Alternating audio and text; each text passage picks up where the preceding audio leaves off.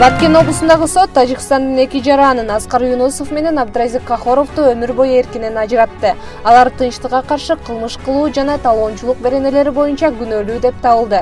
Тажикстандын соттолгон жарандары быйыл апрель-май айларында болгон чек арадагы куралдуу кагылышуудан кийин кармалган. Азырынча Тажикстандын бийлиги Кахоров менен Юнусовго карата чыккан сот өкүмү боюнча комментарий бере элек.